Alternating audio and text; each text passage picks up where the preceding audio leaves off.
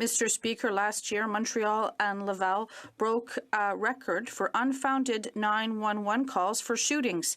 People called 893 times because they thought they heard gunshots. 893 times. That's 2.5 calls per day.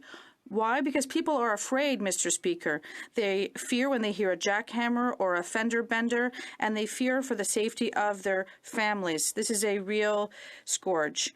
We don't want to know what the federal government is doing to ban legal weapons. We want to know what they're doing to act against illegal guns and criminal gangs.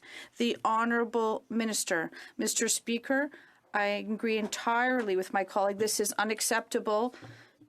He has explained.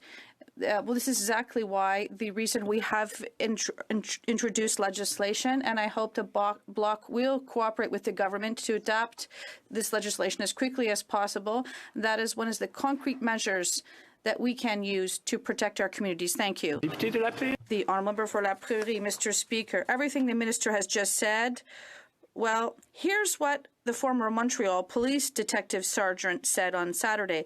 It will not change anything in the field because the wrong people are being targeted by this bill. Mr. Speaker, it is not legal gun owners who are shooting everywhere. It is organized crime.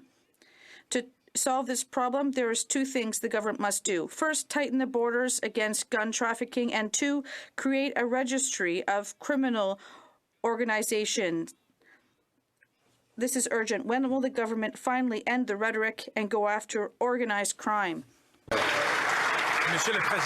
Mr. Speaker, Bill C-21 does tackle organized crime with concrete measures. For example, to increase sanctions on criminals who illegally traffic guns at the border.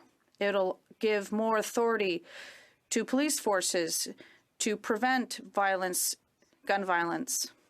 And these are some of the measures that we can take in cooperation with the Bloc, but we have to study this bill, we have to debate it, and we have to adopt it as quickly as possible.